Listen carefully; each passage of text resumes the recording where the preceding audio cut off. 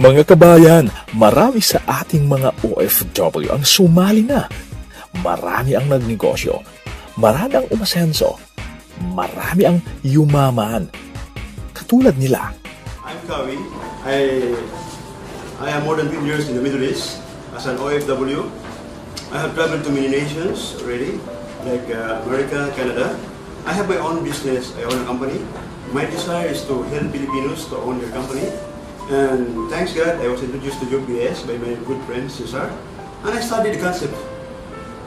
Then I decided to enroll because I want to earn also. Ako po si Jason Vargas, isa pong engineer na nagtatrabaho dito sa gitnang silangan, 13 taon na po. At ako po ay isang kabilang ng organisasyon, Overseas Filipino Investors and Entrepreneurs Movement, na nagtuturo po ng financial literacy sa mga Pilipinong manggagawa. At nakita ko po ang UPS sa pamamagitan po ng ating kasama na isa pong maganda ito na application ng advokasya aming sinusulong. So, ano po ang aking mga benepisyo na tatanggap bilang isang user ng UPS system? Ako po ay buwan-buwan na nagre-remit ng pera sa atin. Marami po akong pinapadalhan. So, ako po ay nakatipid at sa ticketing po, nagamit ko rin, nakatipid din po ako rito. Kaya pagka kayo po ay miyembro ng UPS, sulit po ito mga kabayan. Sapagkat kung nais niyo po rin magkaroon ng dagdag na kita, maganda rin po ito maging kabuhayan. Ako po si Cathy Magay. Nagtatrabaho bilang isang campus registrar dati sa Pilipinas. At narito po ako sa Qatar for the last 5 years. Nagtatrabaho po sa isang consultancy firm. Ang UPS po, na-introduce sa akin ng isang kaibigan ko galing Saudi online. At dahil nagustuhan ko po siya, yung konsepto ng UPS, nag-join po talaga ako. So, for the last 1 year, ginamit ko po ito. And I realized talaga yung dating expense ko, ngayon savings na siya. So, in preparation for my retirement, naisip ko, isang malaking source ko to na pwede kong pagkakitaan ng pera. So, kayo po mga nandiyan na nakikinig, please join me. Sana mag-prepare po tayo, mag-join po tayo, at sigurado po hindi kayo masisisi dito. Ako po si Robert Infante, civil engineer by profession, permanent resident sa Singapore, na-assign dito sa Qatar 5 years ago. So, more than 20 years na po akong OFW. Nakita ko po itong konsepto ng UPS 11 months ago. So, nagandahan ako sa konsepto. So, sinubukan ko. Sa tingin ko, sa akin po pananaw, malaki po yung matutulong ito katulad kong OFW. So, subukan po natin. Mabuhay! Sa mga kababayan ko nanonood sa mga kayundang sa mundo, ako po si Rino, isang OFW at kasalukuyan pong nagtatrabaho bilang key account supervisor sa bansang Qatar. Bakit po ba nagustuhan ang negosyong Unified Product and Services ng GPRS? Simple lang po, bilang OFW tayo po ay nagpapadala sa ating mga mahal sa buhay sa Pilipinas. Hindi lamang po siya nakakatulong sa akin at sa mga mahal ko sa buhay, kundi lalo tigit nakakatipid po ako.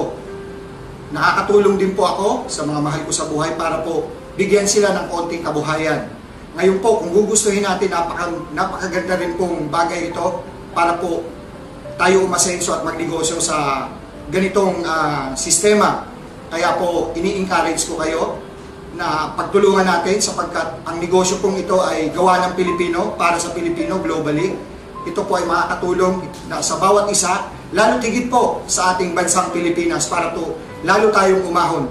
Para po lalong gumanda ang kinabukasan ng mga darating pang henerasyon. Ako po ay si Cesar Vitalicio, an OFW engineer for more than 20 years now, owner of a construction and trading company in Qatar. I'm also one of the Filipino community leaders, being the founding vice president of PIBQ, chairman of Philippine Basketball League Qatar. I saw a good concept and opportunity to help more people and the potential of a business that would complement my other businesses in real estate, trading, and construction. This is a very good opportunity and a financial vehicle of a lifetime, especially when we finally go home to our homeland. Aralin natin ito for the betterment of all Filipinos and the Philippines. A Filipino concept that ought to be supported by Filipinos. Remember, our future is now. Mabuhay ang Ako Pilipinas. si Gwen, 7 years na po akong OFW. Na-introduce sa akin yung konsepto ng GPRS UPS last year. Ang nag-introduce po sa akin nito ay isang engineer na from Singapore. Nag-usap po kami online, pinag-aralan ko, tinuruan niya ako, and from then on, I have a very big group po sa UAE, sa UK, sa Singapore, sa Malaysia, sa Philippines, at dito po sa Qatar. I'm doing the business po full-time na ngayon, okay? Sana po i-open natin ang mind sa mga ganitong konsepto. Isang konsepto na ginawa ng isang Pilipino para din para sa ating mga Pinoy. Pagtulungan po natin ito para to sa mga OFW. I encourage everyone, pag-aralan natin to. Hi, I'm Dayan. Dati po akong guro sa Pilipinas. Dahil ayoko po ilimit ang sarili ko sa four corners of the classroom, nag-decide po akong pumunta dito sa Doha para magtrabaho bilang payroll clerk.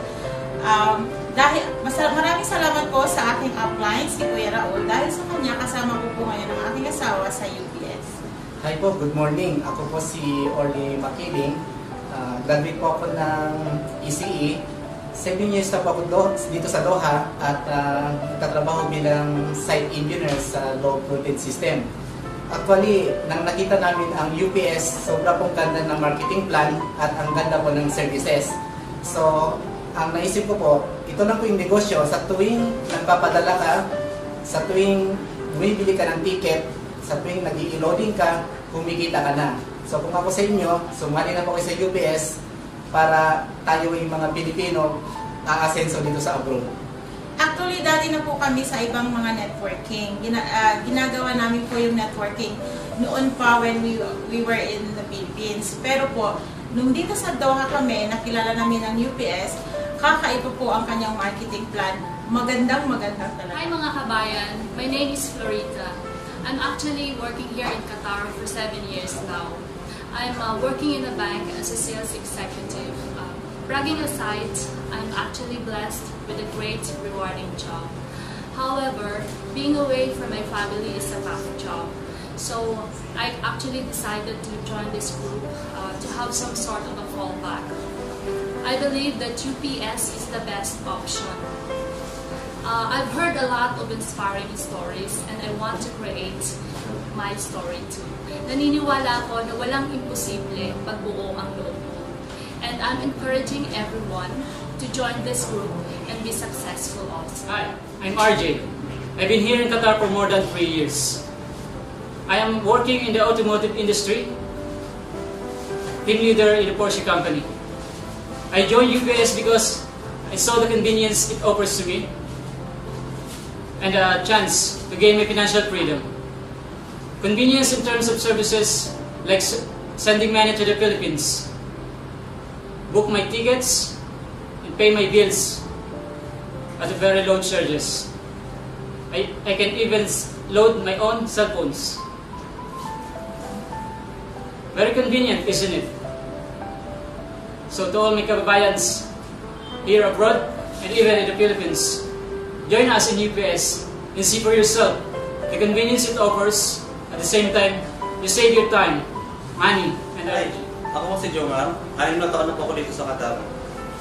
Nagtatrabaho bilang teller sa isang remittance company.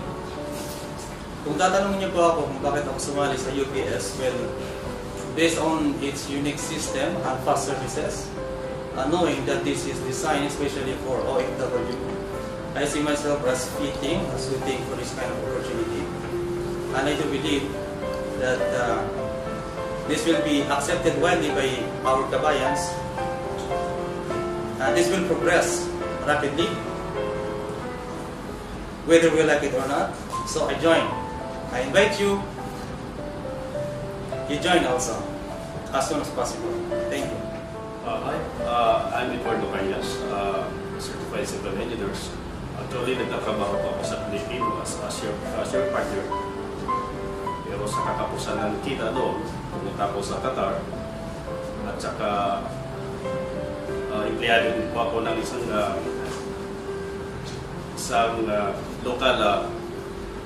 local partner dito po sa Qatar. Pinagahan din ng tao, pero nga sa kakapusan ng kita, ibig sabihin ay kung ikaw ay tutulong sa mga kapwa mong Pilipino, nakikita ko po na sa UPS, sa unang attend ko po sa UPS sa workshop, ay ito po ay nakakatulong. Kasi po sa OFW, ito po ay mandatory na nagpapadala ng pera, kaya nagtiticket o loadings. Ang sa akin po, ang panawagan ko po dito, lalo po sa mga membro ng PICE dito, na tayo po ay mag-unite. Hindi lang po yung PICE, kundi yung kapwa OFW. Unite, help every Filipino to get our success or to fulfill our success. That's all. Magandang araw po sa inyong lahat. Ako po si Raul, isang OFW, 20 taong OFW, 14 na taong nagtatrabaho sa Riyadh, sa Saudi Arabia, at 7 taong nagtatrabaho dito sa Doha. Sa 21 taong kong OFW, ganun lang.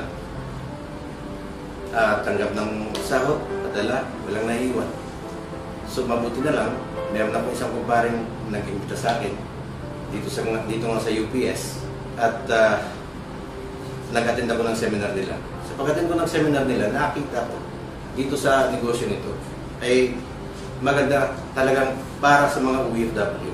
Bakit ganyan? Kasi nga, tayo mga OFW ay talagang obligadong magpapadala ng pera sa Pilipinas. Sa ating mga mahal sa buhay, sa ating mga kamag-anak na hanggang ngayon ay umaasa pa rin sa atin. So, bukod dun sa pagpapadala ng pera, sarili mo na, sa bahay mo na lang gagawin. Hindi ka napipila doon sa remittance center, doon na lang sa comfort ng bahay mo. Sa kwarto mo, hindi ka napapawisan pagpunta doon, pipila sa mga remittance center. Meron pang ibang negosyo dito na ginagamit ko, na kumikita ko, maski nandito ako sa Doha. Ang ginagawa ko, nag-i-issue ako ng ticket, local at saka international. Yung mga kapitbahay ko sa amin sa Negros ay pag umaalis, pumunta ng Davao, pumunta ng Cebu, pumunta ng Manila, sa akin nag-order ng ticket. Maano? Ibig sabihin, extra income ko na yun. Kaya nga sabi ko, kaya masasabi ko rito, mga kabayan, mga kapwa OFW, huwag na kayo magpatumpik pa. Kasi time ang hinahabol natin dito eh. Pag naunahan tayo ng iba, wala na. Kaya dapat punta na kayo rito, tawagan nyo kami, nandito lang kami, tutulong sa inyo, magpa-member na kayo sa UPS. Si Lizzie May, 7 years na nagtatrabaho sa Middle East. Na-invite po ako sa UPS ni Richard Octavio. Nag-join po ako dito at nalaman ko po na maniles po yung mga expenses natin kung mag-join tayo dito kasi yung sa remittance, konti lang po yung charge. At saka po, magkakaroon po ng negosyo yung pamilya sa Pilipinas na dahil po sa loading. Ngayon, yung kapatid ko po naglo-loading sa Pilipinas. At malaki-laki na rin po yung kita niya. At saka po, in-invite ko rin po kayo na mag-join po sa amin, sa UPS, para mag-inilize po yung expenses niya. Magkakaroon pa kayo ng sariling hanap buhay. Ikaw man kabayan ay may pagkakataong magnegosyo at kumita ng limpak-limpak na salapi at the comfort of your home. Unified Products and Services. Global Pinoy for a global community. Better